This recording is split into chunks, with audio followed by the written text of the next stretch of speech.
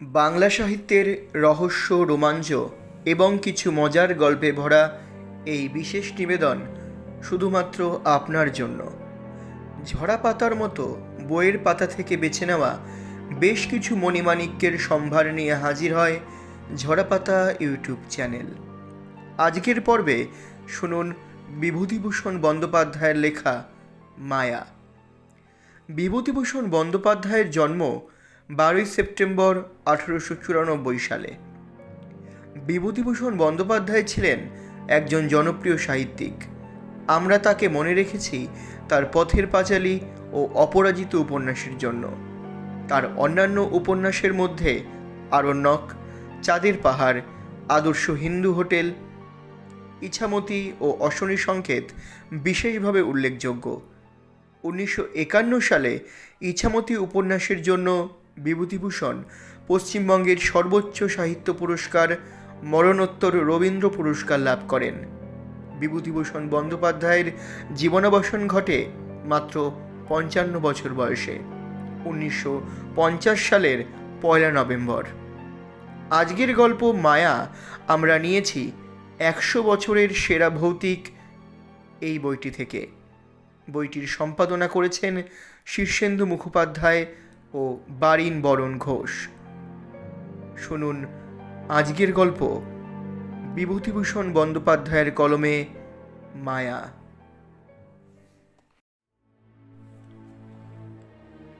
2 বছর আগের কথা বলি, এখনো অল্প অল্প যেন মনে পড়ে। সব ভুলে যায় কি করে এলাম এখানে। বগুলা থেকে রাস্তা চলে গেল সিদ্রানির দিকে। চলি সেই রাস্তা ধরেই। রাধুনী বামুনের চাকরিটুকু ছিল অনেক দিনের, আজ তাও গেল। যাক, তাতে কোনো দুঃখ নেই। দুঃখ এই অবিচারে চাকরিটা গেল। ঘি চুরি আমি করিনি, কে করেছে আমি তাও জানি না, অথচ বাবুদের বিচারে আমিই দোষী সাব্যস্ত হলাম। শান্তিপাড়া, সর্ষে, বেজের ডাঙা পার হতে বেলা দুপুর ঘুরে গেল।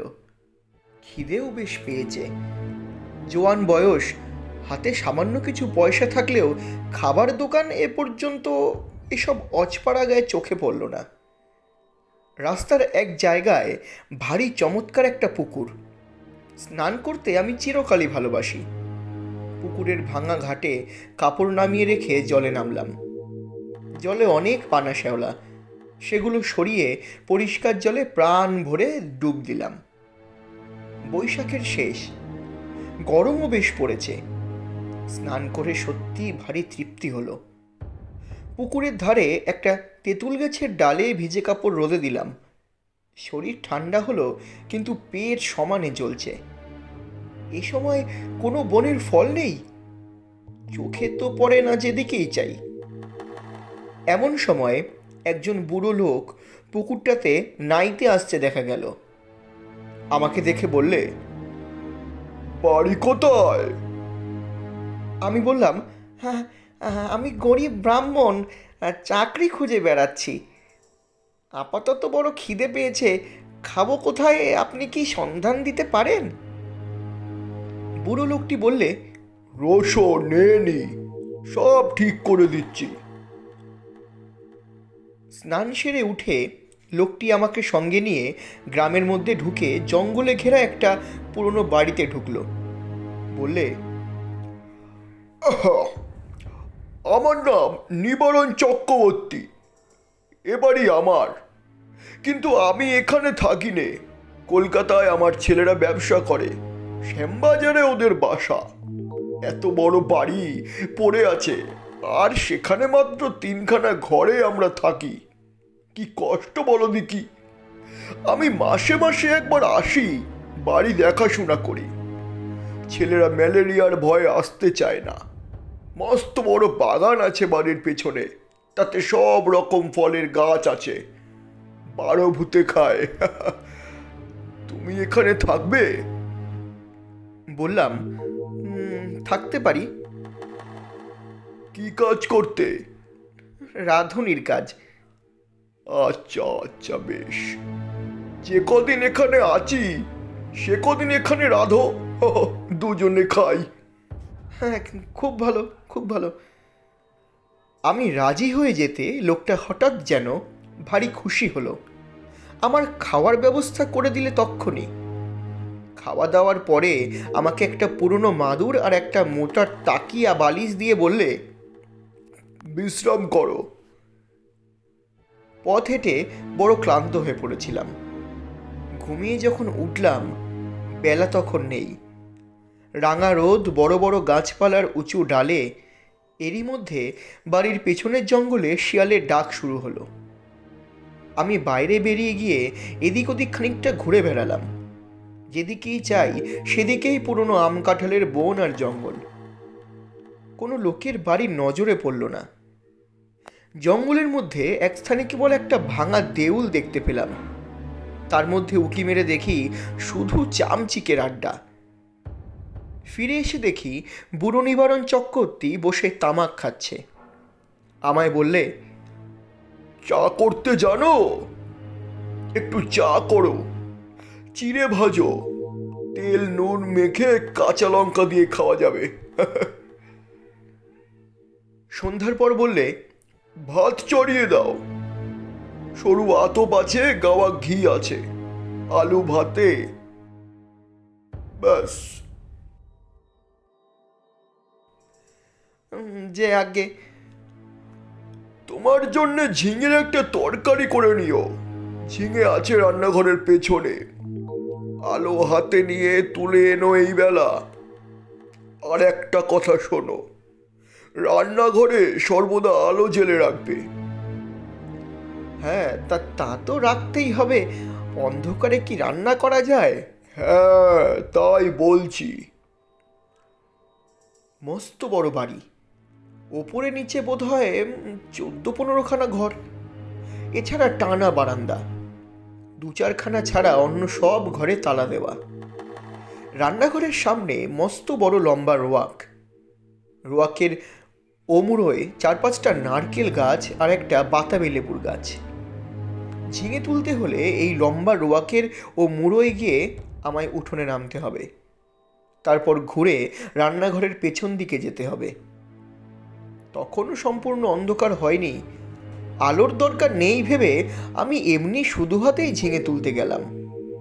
বাবা, কি আগাছার জঙ্গল রান্নাঘরের পেছনে! বুনো ঝিঙে গাছ, যাকে এঁটো গাছ বলে, অর্থাৎ এমনি বীজ পড়ে যে গাছ হয় তাই। অনেক ঝিঙে ফলেছে দেখে বেছে বেছে কচি ঝিঙে তুলতে লাগলাম। হঠাৎ আমার চোখ পড়ল একটা বউ মতো কে মেয়ে ছেলে আমার সামনাসামনি, ঠিক 10 হাত দূরে, ঝোপের মধ্যে নিচু হয়ে আধ ঘোমটা দিয়ে আমারই মতো ঝিঙে তুলছে। দুবার আমি চেয়ে চেয়ে দেখলাম। তারপর পেছন ফিরে 7-8টা কচি ঝিঙে তুলে নিয়ে চলে আসবার সময় আর একবার চেয়ে দেখলাম। দেখি বউটা তখনও ঝিঙে তুলছে। নিবারণ চক্রবর্তী বললে, কি হে, ঝিঙে পেলে? আগে হ্যাঁ, অনেক ঝিঙে হয়ে আছে, আরো একজনকে তুলছিল। নিবারণ বিস্ময়ের সুরে বললে, কোথায়? ওই রান্নাঘরের পেছনে, বেশি জঙ্গলের দিকে। পুরুষ মানুষ? না, একটা বউ। নিবারণ চক্রবর্তীর মুখ কেমন যেন হয়ে গেল। বললে, কোথায় বউ? চলো দেখি দেখি। আমি ওকে সঙ্গে করে রান্নাঘরের পেছনে দেখতে গিয়ে দেখি, না, কিছুই না। নিবারণ বললে, কই বউ? ওই তো ওখানে ছিল, ওই ওই ঝোপটার কাছে। ও, যত সব। চলো চলো, দিন দুপুরে বউ দেখলে অমনি। আমি একটু আশ্চর্য হলাম। যদি একজন পাড়াগের বউঝি দুটো জংলি ঝিঙে তুলতে এসেই থাকে, তবে তাতে খাপ্পা হবার কি আছে ভেবে পাইনে বাপু। তাছাড়া আজ না হয় উনি এখানে আছেন, কাল যখন কলকাতায় চলে যাবেন তখন বুনো ঝিঙে কে পাহারা দেবে? রাত্রে খাওয়া দাওয়ার পর চক্রবর্তী বুড়ো আবার সেই ঝিঙে চুরির কথা তুললে। বললে, আলো নিয়ে যাওনি কেন ঝিঙে তুলতে? তোমায় আমি আলো হাতে নিয়ে যেতে বলেছিলাম, মনে আছে? কেন তা যাওনি? আমি বুঝলাম না কি তাতে দোষ হলো। বুড়োটা খিটখিটে ধরনের। বিনা আলোতে যখন আমি দেখতে পাচ্ছি, এমনকি ঝিঙে চুরি করা বউকে পর্যন্ত দেখতে পাচ্ছি, তখন আলো না নিয়ে গিয়ে দোষটা করেছি কি? বুড়ো বললে, না না, সন্ধ্যার পর সর্বদা আলো কাছে রাখবে। কেন? তাই বলছি শোনো। তোমার বয়স কত? 37-38 হবে। অনেক কম বয়স আমাদের চেয়ে। আমার এই 63। যা বলি কান পেতে শুনে রাখো। আগে আগে নিশ্চয়ই। রাত্রে শুয়ে আছি, ওপরের ঘরে কিসের যেন ঘটঘট শব্দ শুনে ঘুম ভেঙে গেল। জিনিসপত্র টানাটানির শব্দ। কে বা কারা যেন বাক্স বিছানা এখান থেকে ওখানে সরাচ্ছে, ভারী জিনিস সরাচ্ছে। পুরো কাল সকালে চলে যাবে কলকাতায়, তাই বোধহয় জিনিসপত্র গোছাচ্ছে। কিন্তু এত রাত্রিরে! বাবা, কি বাতিগ্রস্ত মানুষ রে বাবা! সকালে উঠে বুড়োকে বলতেই বুড়ো অবাক হয়ে বললে, আমি? হ্যাঁ, অনেক রাতে। ও ও, হ্যাঁ, না, হ্যাঁ, ঠিক ঠিক ঠিক। আমাকে বললেই হতো, আমি গুছিয়ে দিতাম। চক্রবর্তী বুড়ো আর কিছু না বলে চুপ করে গেল। বেলা 9টার মধ্যে আমি ডাল ভাত আর ঝিঙে ভাজা রান্না করলাম। খেয়ে দিয়ে পোটলা বেঁধে সে রওনা হলো কলকাতায়। যাবার সময় বারবার বলে গেল, নিজের ঘরের লোকের মতো থেকো ঠাকুর। পেয়ারা আছে, আম কাঁঠাল আছে, উৎকৃষ্ট পেঁপে আছে, তরি তরকারি পোতো আমার খাস জমি পড়ে আছে 3 বিঘে। ভদ্রাসন হলো 1.5 বিঘের ওপর। লোক অভাবে জঙ্গল হয়ে পড়ে আছে। খাটো খাটো তরকারি উৎপন্ন করো, খাও, বেচো। তোমার নিজের বাড়ি ভাববে, দেখাশোনা করো, থাকো, ভাবনা নেই। আর একটা কথা। কি? চক্রবর্তী বুড়ো অকারণেই সুরটা খাটো করে বললে, কত লোকে ভাঙচি দেবে, কারো কথা শুনো না যেন। বাড়ি দেখাশুনো যেমন করবে, নিজের মতো থাকবে, কোনো কথায় কান দেবে না। গাছের ফল ফুরুরি তুমিই খাবে। 2টো ঘর খোলা রইল তোমার জন্যে। বুড়ো চলে গেল। আমাকে যেন আকাশে তুলে দিয়ে গেল। আরে, এত বড় বাড়ির বড় বড় 2খানা ঘর আমার ব্যবহারের জন্য রয়েছে। তাছাড়া বারান্দা, রান্নাঘর, রোয়াক তো আছেই। বাড়িতে পাতকুয়ো, জলের কষ্টও নেই। শুকনো কাঠ যথেষ্ট, কাঠের কষ্ট নেই। 10টা টাকা আগাম দিয়ে গিয়েছে বুড়ো। প্রায় আধমনটাক সরু আতপ চালও আছে। গাছ ভরা আম কাঁঠাল, এ যেন ভগবানের দান আকাশ থেকে পড়ল হঠাৎ। বিকেলের দিকে তেল নুন কিনবো বলে মুদির দোকান খুঁজতে বেরুলাম। বাপরে, কি বন জঙ্গল গাখানার ভেতরে! আর এদের যেখানে বাড়ি, তার সীমানায় কি কোনো লোকালয় নেই? জঙ্গল ভেঙে সরিপথ ধরে 8 মাইল যাওয়ার পর একজন লোকের সঙ্গে দেখা হলো। সেও তেল কিনতে যাচ্ছে, হাতে তেলের ভাঁড়। আমায় দেখে বললে, বাড়ি কোথায়? এখানে আছি, নিবারণ চক্রবর্তীর বাড়ি। নিবারণ চক্রবর্তী? কেন? দেখাশোনা করি, কাল এসেছি। ও বাড়িতে থাকতে পারবে না। কেন থাকতে পারবো না?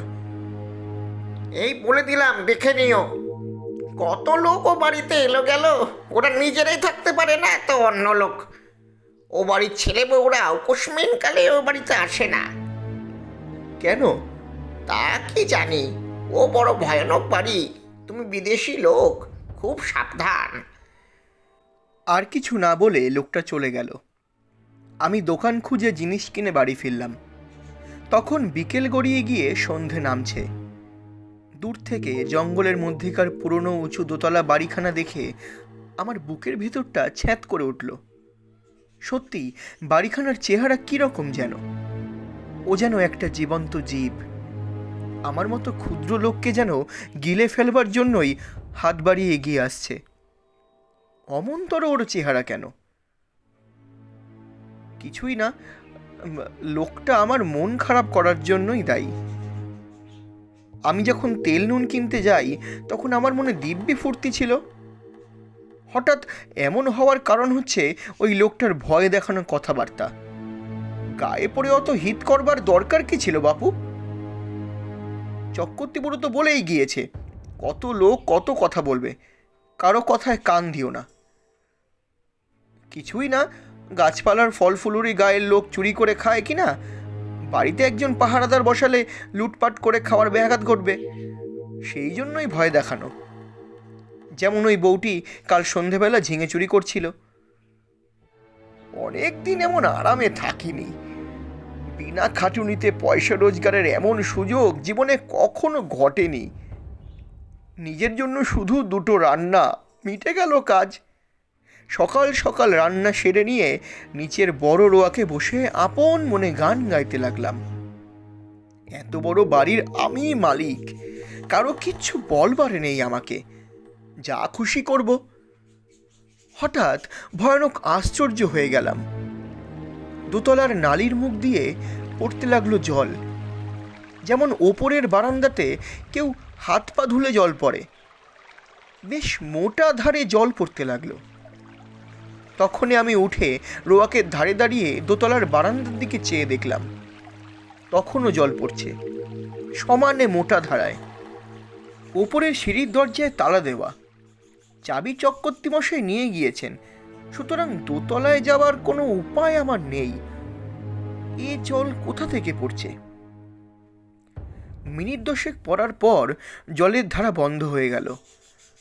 আমার মনে হলো চক্রবর্তীমশাই বোধহয় কোনো কলসি বা ঘড়াতে জল রেখে গিয়েছিলেন উপরের বারান্দাতে। সেই কলসি কিভাবে উল্টে পড়ে গিয়ে থাকবে? হ্যাঁ, নিশ্চয়ই তাই হয়েছে। তাছাড়া জল আসবে কোথা থেকে? একটু পরে গিয়ে শুয়ে পড়লাম। আলো নিভিয়ে শুয়ে পড়বার সঙ্গে সঙ্গেই আমার চোখে ঘুম জড়িয়ে এলো। অনেক রাত্রে একবার ঘুম ভেঙে গেল। জানলা দিয়ে সুন্দর জ্যোৎস্না এসে পড়েছে বিছানায়। কি একটা ফুলের গন্ধ আসছে, বেশ সুবাস ফুলের। কি ফুল? ঘুমের ঘোরেই ভাবছি, এমন কোনো সুগন্ধওয়ালা ফুল তো বাড়ির কাছাকাছি দেখিনি। তড়াক করে লাফিয়ে উঠলাম। ও কি, জানলার সামনে দিয়ে একটি বউ চলে গেল রোয়াকবে? হ্যাঁ, স্পষ্ট দেখেছি, ভুল হবার নয়। আমি তক্ষুনি উঠে দরজা খুলে রোয়াকে গিয়ে দাঁড়ালাম। রোয়াকে দাঁড়াতে দুটো জিনিস আমার কাছে স্পষ্ট হলো। প্রথম, সেই ফুলের সুবাসটা রোয়াকে অনেকখানি ঘন। ওই বউটি যেন এই সুবাস ছড়িয়ে দিয়ে গেল এই কতক্ষণ। না, কোনো ফুলের সুবাস নয়। এ কিসের সুবাস তা আমার মাথায় আসছে না। কেমন একরকম যেন লাগছে, একরকম নেশার মতন লাগছে। কেন আমি বাইরে এসেছি?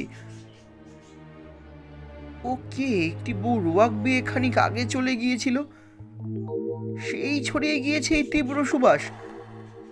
কিন্তু কোনো দিকে তো নেই, সে গেল কোথায়? সে রাত্রে সেই পর্যন্তই। কতক্ষণ পরে ঘরে এসে শুয়ে ঘুমিয়ে পড়লাম। সকালে উঠে মনে হলো সব স্বপ্ন। মনটা বেশ হালকা হয়ে গেল। কাজকর্মে ভালো করে মন দিলাম। বন জঙ্গল কেটে কিভাবে তরিতরকারির আবাদ করব সেই আলোচনা করতে লাগলাম মনের মধ্যে। একটা অসুবিধে এখানে থাকবার, বড্ড নির্জনে থাকতে হয়। কাছাকাছি যদি একঘর লোকও থাকতো তবে এই কষ্ট হতো না। কথা বলবার একটা লোক নেই, এই হলো মহা কষ্ট। সেদিন দুপুরে এক ঘটনা ঘটল। আমি ভাত নামিয়ে হাঁড়ি রাখতে যাচ্ছি, এমন সময় দোতলার বারান্দাতে অনেক লোক যেন একসঙ্গে হেসে উঠল। সে কি ভীষণ অট্টহাসি! আমার গা যেন দোল দিয়ে উঠল সে হাসি শুনে। খিলখিল করে হাসি নয়, খলখল করে হাসি। আকাশ বাতাস থমথমিয়ে উঠল সে হাসির শব্দে। ভাত ফেলে রেখে দৌড়ে গেলাম। রোয়াকে গিয়ে উপরের দিকে দেখি, না, কিছুই নেই, কিছুই নেই। নিচের জানালা যেমন বন্ধ, উপরের ঘরের সারবন্দি জানালা তেমনই বন্ধ। হাসির লহর তখনও থেমে নিশ্চুপ হয়ে গিয়েছে। ব্যাপার কি? কোনো বদমাইশ লোকের দল উপরে আড্ডা বেঁধেছে। উপরে সিঁড়ির মুখে গিয়ে দেখি দরজায় তেমনি কুলুপ ঝুলছে। আমার ভয় হয়নি, কেননা দিনমান চারিদিকে সূর্যের আলো। এ সময় মনের মধ্যে কোনো ভূতের সংস্কার থাকে না। এই হাসি যদি আমি রাত্রে শুনতাম তবে বোধহয় ভয়ে অজ্ঞান হয়ে যেতাম। চাবি দিয়ে দাঁত খুলতে হতো। রান্নাঘরে ফিরে এসে ভাতের ফ্যান গেলে ঝিঙের তরকারি চাপিয়ে দিই। প্রচুর ঝিঙে জঙ্গলে ফলেছে, যত ইচ্ছে তুলে নিয়ে যাও, খাও। আমারই বাড়ি, আমারই ঝিঙে লতা। মালিক হওয়ার একটা মাদকতা আছে, তা কাল থেকে বুঝছি। আমার মতো গরিব বামুনের জীবনে এমন জিনিস এই প্রথম। কান পেতে রইলাম ওপরের ঘরের কোনো শব্দ আসে কিনা শুনতে। ছুঁচ পড়বার শব্দও পেলাম না। খেয়ে দিয়ে নিজের মনে বিছানায় গিয়ে শুয়ে ঘুমিয়ে পড়েছি। ঘুমের ঘরে শুনছি ঘরের মধ্যে অনেক লোক কথাবার্তা বলছে, হাসছে। ঘুমের মধ্যেও আমি ওদের কথাবার্তা যেন শুনছি, যেমন কোনো বিয়েবাড়িতে ঘরবর্তী লোকের মধ্যে ঘুমিয়ে পড়লে লোকজনের গলার শব্দ ঘুমের মধ্যেও পাওয়া যায়। হয়তো সবটাই আমার মনের ভুল। মনের সেই যে ভাব হয়েছিল, সেই হাসি শুনে তারই ফল হবে। এরপর 9 দিন আর কোনো ঘটনা ঘটল না। মানুষের মনের অভ্যাস অপ্রীতিকর জিনিসগুলো তাড়াতাড়ি দিব্যি ভুলে যেতে চায়, পারেও ভুলে যেতে। আমি নিজের মনকে বোঝালুম ওসব কিছু না। কি শুনতে কি শুনেছি, বউ দেখাও চোখের ভুল, হাসি শোনাও কানের ভুল, সব ভুল, সব ভুল। এ 9 দিনে আমার শরীর বেশ সেরে উঠল। খাই দাই আর শুধু ঘুমোই, কাজকর্ম কিছুই নেই। কেমন এক রকমের কুড়েমি পেয়ে বসেছে আমাকে। আমি সাধারণত খুব খাটিয়ে লোক, শুয়ে বসে থাকতে ভালোবাসি নে, কিন্তু অনেক দিন ধরে অতিরিক্ত খাটুনির ফলে কেমন এক রকমের অবসাদ এসে গিয়েছে। শুধুই আরাম করতে ইচ্ছা হয়। 9 দিনের দিন বিকেলে মনে হলো রান্নাঘরের পেছনে সেই ঝিঙের জঙ্গলটা কেটে একটু পরিষ্কার করি। ঝিঙের লতাগুলো বাঁচেই অবশ্যই। ওখানে ঝালের চারা পুঁতব। আর একটা চাল কুমড়োর এঁটো লতা হয়েছে ওই জঙ্গলের মধ্যে, সেটা বাঁশের কঞ্চি দিয়ে রান্নাঘরের ছাদে উঠিয়ে দেব। এ বাড়িতে কাজ করে সুখ আছে, কারণ দা, কোদাল, কাস্তে, নিরেন, শাবল, কুড়ুল সব মজুদ আছে। ঘরের কোণে একটা হাত করা তো স্তক। অল্পক্ষণ মাত্র কাজ করেছি, আধ ঘন্টাও হবে না। হঠাৎ দেখি সেই বউটি ঝিঙে তুলতে এসেছে। নিচু হয়ে ঝোপের মধ্যে ঝিঙে তুলছে। সঙ্গে সঙ্গে দোতলার ঘরগুলোর মধ্যে এক মহাকলরব উপস্থিত হলো। অনেকগুলো লোক, আন্দাজ জন 50 একসঙ্গে যেন হৈ হৈ করে উঠল। সব দরজা জানলা যেন একটা ঝড়ের ঝাপটা লেগে একসঙ্গে খুলে গেল। বন কাটা ফেলে আমি ওপর দিকে চেয়ে দেখলাম, সামনে রোয়াকে এসে দাঁড়ালাম। কই, একটা দরজা জানলার কপাট তো খোলেনি দোতলায়, যেমনি রয়েছিল তেমনি রয়েছে। ব্যাপার কি? বাড়িটার মির্গি রোগ আছে নাকি? মাঝে মাঝে এমন বিকট চিৎকার ওঠে কেন? এবার তো ভুল হবার কোনো কথা নয়। সম্পূর্ণ সুস্থ মনে কাজ করতে করতে এই চিৎকার শুনেছি এই মাত্র। এখন আবার চারিদিক নিস্তব্ধ, নিঃশব্দ, কোনো দিকে কোনো শব্দ নেই। সেই বউটি আবার ঝিঙে তুলতে এসেছে এই গোলমালের মধ্যেই। দৌড়ে গেলাম রান্নাঘরের সামনে, সেখানেও কেউ নেই। সেদিন রাত্রে একটা ঘটনা ঘটল, ভারী মজার ঘটনা বটে। খেয়ে দিয়ে সবে শুয়েছি, সামান্য তন্দ্রা এসেছে। এমন সময় কিসের শব্দে তন্দ্রা ছুটে গেল। চেয়ে দেখি আমার বিছানার চারিপাশে অনেক লোক জড়ো হয়েছে। তাদের সবারই মাথায় লাল পাগড়ি, হাতে ছোট ছোট লাঠি। আশ্চর্যের বিষয়, সকলেরই মুখ দেখতে একরকম। একই লোক যেন 50টি হয়েছে, এইরকম মনে হয় প্রথমটা। বহু আরশিতে যেন একটা মুখই দেখছি। কি যেন বলে উঠল, আমাদের মধ্যে আজ কে যেন এসেছে। একজন তার উত্তর দিলে, এখানে একজন পৃথিবীর লোকের বাড়ি আছে অনেক দিন থেকে। আমি দেখিনি বাড়িটা, তবে শুনেছি। যারা দেখতে জানে তারা বলে সেই বাড়ির মধ্যে একটা লোক রয়েছে। সব মিথ্যে, কোথায় বাড়ি? আমরা কেউ দেখিনি। তবে এসো আমরা নাচ আরম্ভ করি। বাপরে বাপ, কথায় বলে ভূতের নৃত্য। শুনে এসেছিলাম এতদিন, এবার সচক্ষে দেখলাম। সে কি কাণ্ড! এতগুলো লোক একসঙ্গে লাঠি বাজিয়ে এক তাণ্ডব নৃত্য শুরু করে দিলে। আমার দেহের মধ্যে দিয়ে কতবার যে এলো গেল, তার সঙ্গে সঙ্গে বিকট চিৎকার আর হল্লা। আমার বিছানার বা আমার কোনো অংশ তারা স্পর্শ করলো না। আমি যে সেখানে আছি তাও যেন তারা জানে না। ওদের হুঙ্কার আর ভৈরব নৃত্যে আমি জ্ঞানশূন্য হয়ে গেলাম।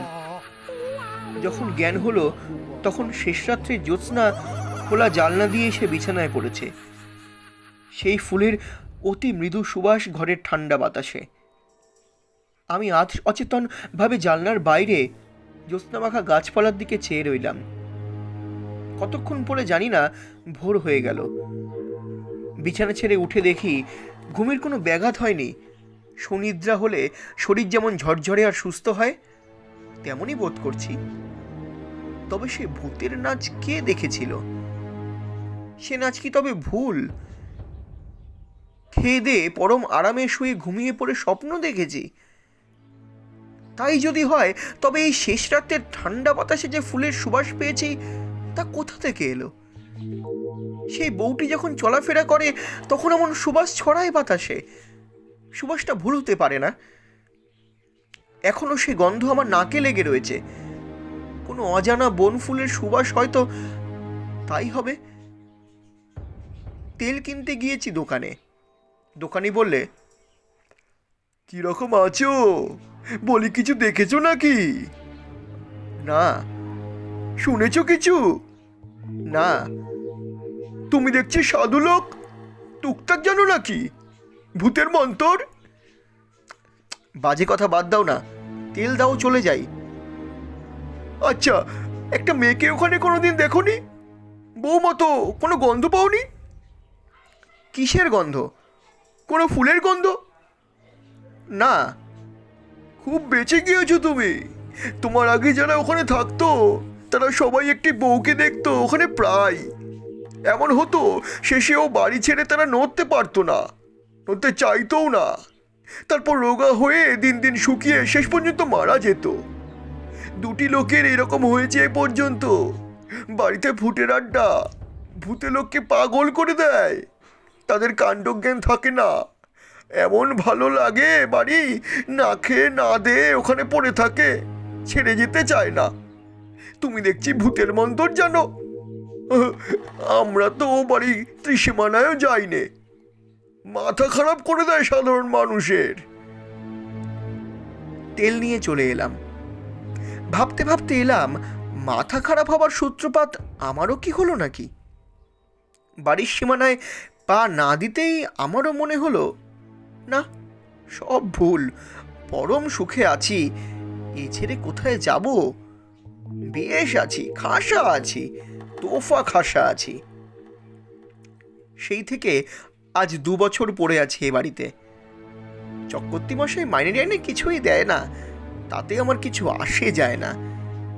বাড়ি দেখাশোনা করি, বেগুন কলা বেচি, দিনরাত ওদের নৃত্য দেখি, ওদের মধ্যেই বাস করি। এক পাও যাই নে বাড়ি ছেড়ে।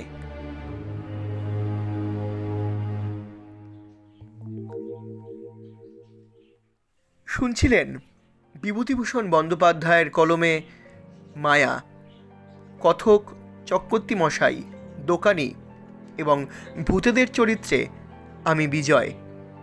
শব্দগ্রহণ ও মিউজিক ডিজাইনে রয়েছে তরঙ্গ দ্য আল্টিমেট মিউজিক এবং পোস্টার ডিজাইনে চারুলিপি। সমগ্র পরিকল্পনা এবং পরিচালনায় রয়েছে study academy, the symbol of education. এবং এডিটিংয়ে রয়েছে ঝরাপাতা টিম। দেখা হচ্ছে পরবর্তী আরেকটি পর্বে নতুন কোনো গল্প অথবা কবিতা নিয়ে। ততক্ষণ সুস্থ থাকুন, ভালো থাকুন আর সঙ্গে থাকুন ঝরাপাতা ইউটিউব চ্যানেলের। ঝরাপাতা, কবিতার ও গল্পের কথা বিজয়ের সঙ্গে। চ্যানেলটি এখনও সাবস্ক্রাইব না করলে সাবস্ক্রাইব করে পাশে থাকুন নতুন নতুন গল্প পেতে। দেখা হচ্ছে পরের সপ্তাহে নতুনভাবে ঝরাপাতার সঙ্গে।